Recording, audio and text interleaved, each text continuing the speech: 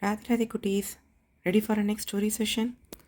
Today we are going to see a very beautiful story about a goldsmith. Who's a goldsmith? One who actually makes jewelry, right? So, just 20 feet away from a Pandurenga temple, there lived the best skilled goldsmith called Naraharisonnar. This is Naraharisonnar.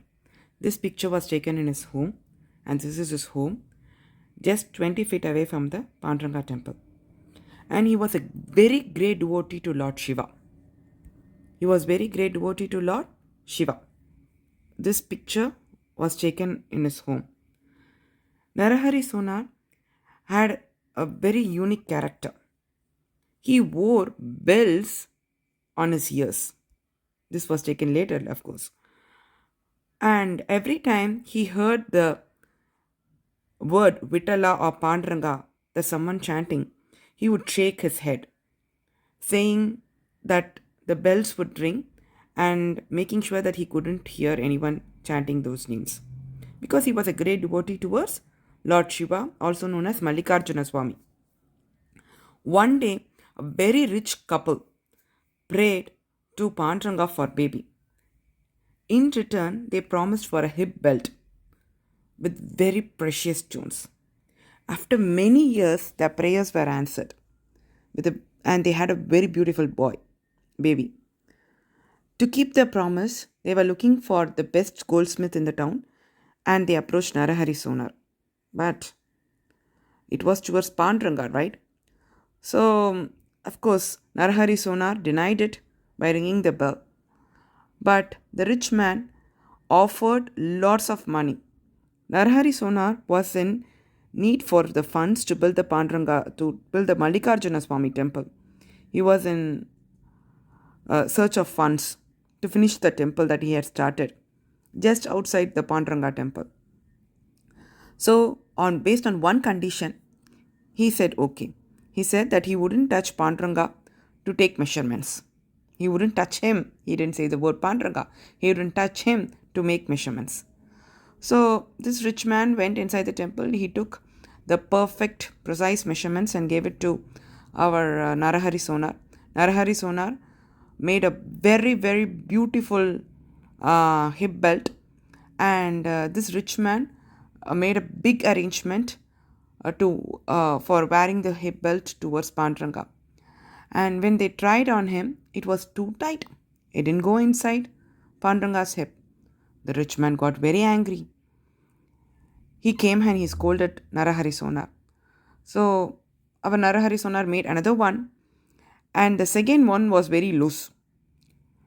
The rich man got really frustrated, and he said that he have to come to take measurements. If he is a goldsmith, he have to take measurements. So of course, our Naraharisonnar said he would come, but you can see here, he would close his eyes to take the measurements. And someone should carry him, and he would not touch the temple floor. The rich man told, okay. So someone carried Naraharisonnar inside the temple on their shoulders with closed eyes. And Naraharisonnar went inside the temple. He touched Panduranga from head to toe. He started touching Panduranga. When he touched Panduranga's head, he should have felt the Mailpili, the peacock feather and the Kritam, right? But instead, he felt River Ganga. Who have River Ganga on their head? Lord Shiva, right? And he slowly started coming down. In the neck, he started feeling a snake. And he started coming down instead of Pitambaram that Krishna used to wear. He felt the animal skin. And our Naraharisonnar thought, oh my God, the people are fooling themselves, thinking that this is Lord Panduranga, Krishna, who is actually Lord Shiva. So he opened his eyes and he saw our Panduranga with hands on his hip, smiling at him. Again he closed his eyes. Again he felt it. He felt Lord Shiva.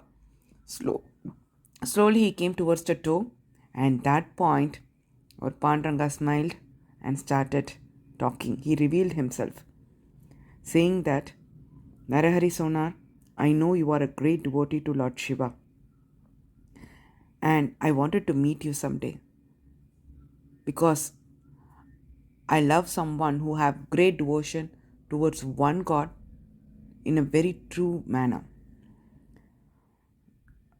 And I wanted to show that Lord Shiva and myself are verily the same. So even today, if you visit Pandripuram, you can see Mallikarjuna Swami temple just outside Pandurenga temple. This is the temple actually, Mallikarjuna Swami Mandir. And you can also find our Naraharisonnar home. This is his home with actually his Adhishtanam, I guess, and the picture of Naraharisonnar.